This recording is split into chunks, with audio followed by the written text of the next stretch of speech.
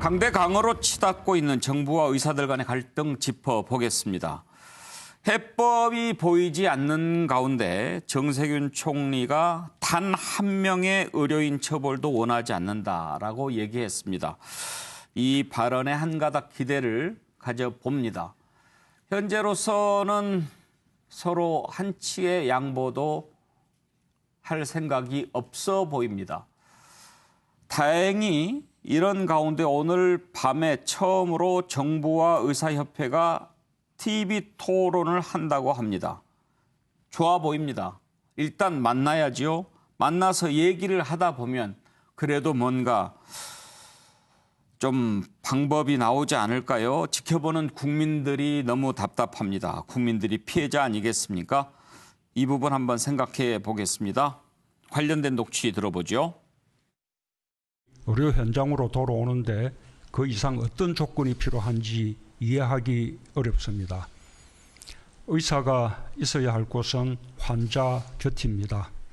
환자의 건강과 생명을 첫 번째로 생각하겠노라는 히포크라테스의 선서를 잊지 말아야 할 것입니다. 코로나 상황이 급박하기 때문에 우리에게 시간이 많지 않고 국민의 생명과 건강을 지키기 위해 법을 집행하여야 하는 정부의 입장에서 선택지가 많지도 않습니다. 지금 10명의 전공의가 고발이 되어 있는 상태인데 정부는 단 한 명의 의료인도 처벌을 받는 일을 원하지 않습니다. 이번 사태로 절대 희생이 되는 것을 바라지 않고 있다고 하는 점을 제가 말씀을 드립니다. 정부의 진정성을 믿고 정부와 함께 많은 문제들 논의해서 좋은 결론이 도출될 수 있도록 노력하는 게 좋겠다.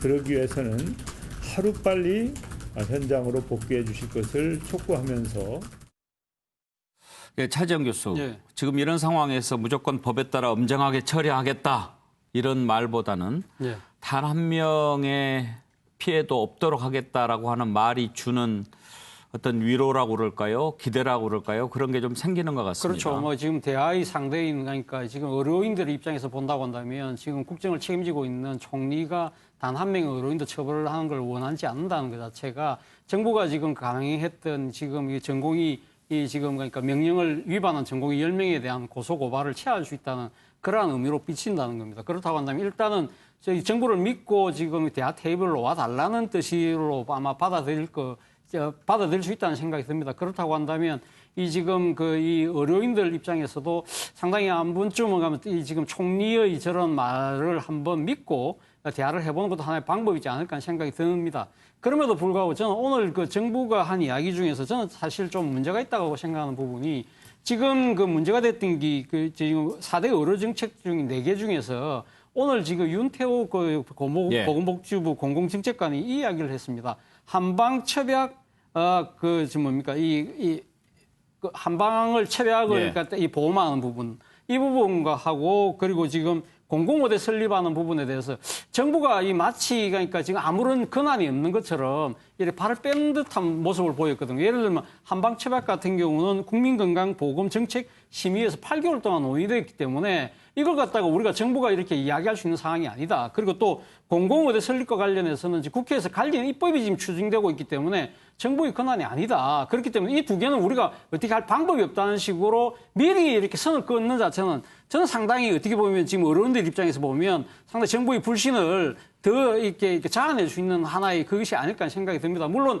지금 건강보험 정책심의회 자체가 주어진 이 절차에 따라서 만들어지긴 했습니다만, 이래 지금 하나의 또 이 상대가, 의료의 관련된 상대가 이렇게 강하게 반대를 한다는 부분이 있다고 한다면, 그것도 우리가 한번 귀를 기울여 보겠다. 그리고 또 이 지금 국회에서 논의되는 상황이라 하더라도 정부의 입장은 그러면 어떻게 앞으로 이게 유연하게 바뀔 수 있다든지, 그런 식의 나름대로 유연성을 보여줘야 되는데 그렇지 않고 이 두 개는 마치 우리 정부하고는 관계없다는 식으로 이야기하는 태도는 저는 상당히 좀 이 사태를 풀어나가는 데 있어서 저는 아직 그 정부의 적극적인 의지를 의료인 측에서는 상당히 조금 이 지금 불신할 수밖에 없는 그런 빌미를 제공했다는 생각이 들었습니다.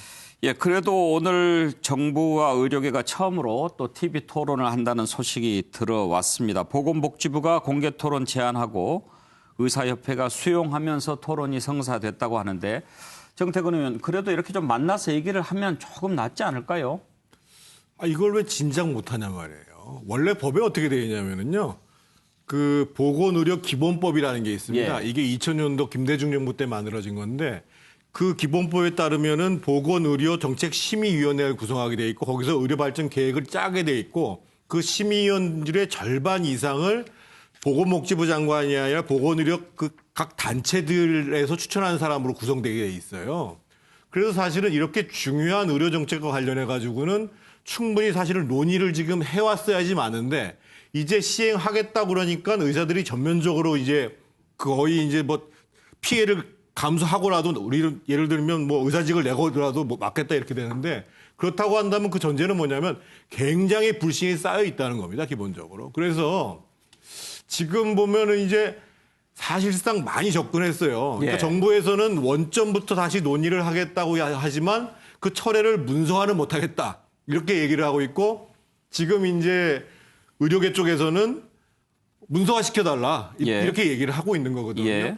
그래서 제가 봤을 때는 일단은 신뢰를 회복하는 것이 먼저고 그런 속에서 실제 내용은 원점에서 다시 논의를 한다라는 것으로 좁아질 텐데 과연 이것을 지금 문서화 여부로 해결할 것인가라는 문제와 관련해서는 저도 지금 어떤 해결 방안이 있는지 모르겠고 단 정부가 하나 분명히 인정해야 될 것은 뭐냐면 지금 가장 핵심적으로 문제가 되고 있는 게 소위 그 의대 정원 문제거든요. 예. 그 문제와 관련해서 그 이전에 기본적으로 과별로 의사들이 편중되고 또 지역별로 편중되는 것과 관련해서 그 근본적인 해결책이 증원만이 답이냐 이 문제에 대해서 사실은 정부에서 먼저 얘기를 해야 돼요. 그래서 소위 지역 편중 그리고 전공별 편중 문제와 관련해서 개선 방안을 할 수 있는 방안이 뭔가를 먼저 얘기를 하고 예. 그러면 그 선장선상에서 적정한 의대 정원 증원은 어디까지 장기적으로 바라봐야 되냐 이렇게 논의 순서를 풀어가는 것이 맞지 않을까 싶습니다. 예. 자, 양쪽의 입장을 한번 다시 좀 더 들어보고 펜을 들고 얘기 나눠보겠습니다. 공공의대 설립, 의대 정원 확대, 협약 급여화, 비대면 진료 등 불합리한 의료 정책들이 현장 의료 전문가의 집단에 충분한 의견 수렴 없이 무분별하게 졸속 추진되는 것을 바라보며 미래에 고통받게 될 환자들을 생각했습니다.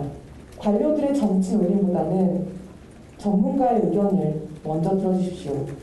4가지 악법을 부디 철회해 주시고 의사들과 함께 대화를 하며 원점으로부터 재검토해 주십시오. 그렇게 해주신다면 역사는 대통령님을 길이 기억할 것입니다. 정부는 이미 어떠한 조건도 걸지 않고 교육부 정원 통보 등 의사수 확대 정책의 추진을 중단해둔 상태이며 코로나19의 위기 극복 이후에 모든 가능성을 열어놓고 협의를 하자는 제안을 지속적으로 제시한 바 있습니다. 이러한 정부의 양보와 제안에도 불구하고 의사수 확대 철회라는 요청이 환자들의 생명과 안전을 위협하는 집단적인 진료 거부까지 강행할 만큼 중요하고 시급한 것인지 다시 한번 재고해 주기 바랍니다. 지난 28일 금요일 저녁에 저희 20대와 30대 초반을 돌아보게 하는 전공의들과 그리고 의대생 대표들, 의전원 대표들을 만났을 때도 3시간이라는 얘기를 하면서 저는 제 진심, 순간순간의 진심을 다했다고 생각합니다. 의사는 환자 곁에 있을 때 가장 빛이 난다고 전 늘 믿고 있습니다. 환자들에게는 시간이 그렇게 많지 않습니다. 여러분들이 이렇게 말씀하십니다. 우리가 오죽하면 이렇게 하겠냐. 그래서 말씀드렸습니다. 환자 곁으로 돌아가십시오. 그리고 그 오죽하면이라고 하는 걸 국회에서 다 열어놓고 논의하겠습니다. 박진영 교수, 한정혜 신임 정책위원장이 보건복지위원장이었죠. 예, 보건복지위원장인데 뭐 그만두고 정책위 의장으로 이렇게 가시는 걸로 그렇게 알고 있습니다. 네. 그때 이제 이야기를 나눴다는 그렇죠, 거죠. 그렇죠. 저는 뭐 이 부분을 보면서 어쨌든 간에 우리가 그냥 단순히 양비론이 아니라 잘잘못은 따지고 가야 되지 않겠나 뭐 이런 생각이 듭니다. 우리가 뭐 의료인의 전문적인 입장보다는 국민의 시각에서 먼저 보는 게 저는 좋지 않겠나 이런 생각이 듭니다. 로스쿨이 만들어진 이유도 마찬가지지 않습니까? 로스쿨이 만들어질 때 기존에 있던 변호사들은 반대했을 수 있습니다. 그러나 국민들의 입장에서는 다양하고 폭넓은 선택을 법률 서비스를 그렇죠. 법률 받을 수 서비스를 있죠. 예. 바랬던 측면이 있었던 거고요. 그리고 이 정책이 뭐 하루 이틀 된 것도 아니고 오랜 전 정부부터 진행된 건데 이 코로나 시국에 꼭 파업을 했어야 됐느냐. 뭐 이런 부분이 있는 거고요. 물론 뭐 정부도 꼭 코로나 시기에 이걸 꺼냈어야 되느냐라는 이런 비판을 뭐 저는 충분히 받을 수 있다고 생각하는데요. 그럼 저는 뭐 정세균 총리가 정말 그 좋은 자세로서 예. 이것을 이제 마무리하는 자세를 보여주셨다 이런 생각이 들고요. 우리 이제 한국 사회 공직자들이 이런 경향이 있습니다. 매뉴얼에 의한 수동적 정책 집행을 하는 경향이 있습니다. 제가 봤을 때는 그런 시대가 아니고 이제는 집단 지성에 의해서 토론해서 그렇게 갈 수 있는 시대가 됐다. 이렇게 보면서 말씀드리자면 이익 집단도 단순히 이익 집단으로만 보지 말고 전문가 집단으로서의 의견을 수렴해 가면서 하는 그런 식으로 다시 한번 지금 조정의 국면을 가졌으면 좋겠습니다. 예, 정말 강대강으로 치닫는 상황에서 정부의 총리가 단 한 명의 의료인도 처벌받는 것을 원하지 않는다라고 얘기한 것은 정말 숨통을 좀 틔워주는 그런 발언이 아닌가 싶기도 합니다. 예, 정태근 의원 어떤 말씀? 제가 자꾸만 여기 나와가지고 지금 얘기를 하니까 의사표 라인하고 말씀들을 많이 하시고 메시지도 문자도 보내시고 막 그러시는데 로스쿨하고 단순 비교하면 안 됩니다. 이 사안은. 왜 그러냐면 제가 두 가지 얘기만 딱 드리겠습니다. 일본에서 의대 정원 증원시켰어요. 그런데 지금 의료 인력 부족 문제 해결했냐? 못했습니다. 일본 지방 가면 더합니다. 우리보다. 두 번째로 2010년부터 시작해서 간호 인력 2배로 늘렸습니다. 지금 간호사 부족합니다. 왜? 간호사들의 처우가 열악하기 때문에 그래요. 그러니까 제가 계속 일관되게 드리는 말씀. 제가 이런 얘기하니까 자꾸만 여당 쪽에서 나오신 분들이 이거 본질의 문제가 아니지 않느냐고 얘기하는데 장기적으로 의료 인력 부족한 거 맞습니다. 하지만 지금 그렇게 지역적으로 특히 그리고 전공별로 뭐 내과, 외과, 소아과, 산부인과 이렇게 극심하게 감염력과 부족한 문제와 관련해 가지고 근본적으로 지금 당장 해결할 수 있는 방안, 개선돼 나갈 수 있는 방안들을 우선적으로 하자 이거예요. 그런데 로스쿨처럼 많이 뽑아놓으면 해결된다. 그렇지 않다는 거예요. 기본적으로 의사들은 현장에서 그런다고 해서 의료 인력 부족 문제가 해결될 것인가에 대한 확신도 없고 더더군다나 부실 의료. 이 문제는 어떻게 할 거냐. 이런 문제를 제기하기 때문에 예. 다른 얘기보다 우리 현장에서 벌어지고 있는 의료 현실을 갖고 얘기를 하고 그동안 한국의 가장 그런 게 대표적이잖아요. 지금 가장 성공적인 공공의료라는 게 유럽에서 하는데 이번에 코로나 사태 딱 나와 보니까 대한민국 의료진만큼 많은 사람을 진료하고 그것도 수준 높게 진료하는 나라가 없다는 거 아니에요. 뭐 저기 일부 동의는 됩니다만은 이 국민들 시각에는 이런 게 있는 거죠. 의사라는 직업이 고소득자이고 이런 상황에서 꼭 파업을 해야 되느냐라는 측면이 존재하는 거고요. 어쨌든 의사들이 고소득자임에서도 불구하고 지방으로 가지 않고 좀 더 서울에 와서 더 많이 벌고 싶어 한다. 이런 생각들을 국민들은 일반적으로 갖고 있습니다. 예. 자, 어제도 다른 이슈로 넘어가려다가 여기에 발목이 잡혀서 못 넘어갔는데요.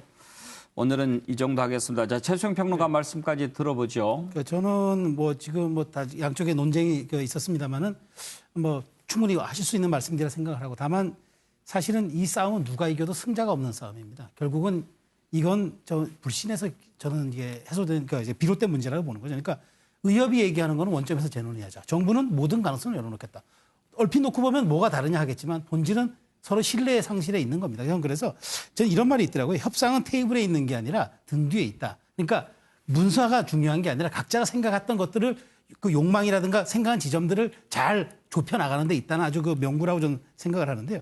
좀 그렇기 때문에 여당도 자꾸 뭐 이건 뭐 당정협의 끝냈으니까 우리가 뭐 양보할 수 없다 이렇게까지 얘기하지 말고 일단 논의하기로 했으면 오늘 토론, 오늘 총리 발언도 좋았습니다. 일단 정부는 처벌 원치 않는다. 굉장히 전향적 시각이고요. 토론 통해서 전문가 집단인 만큼 품격 있는 토론 통해서 함께 간극을 좁혀 나가서 이 위기를 타개하는데 저는 좀 어떤 활로가 되었으면 좋겠다. 예. 그런 생각입니다.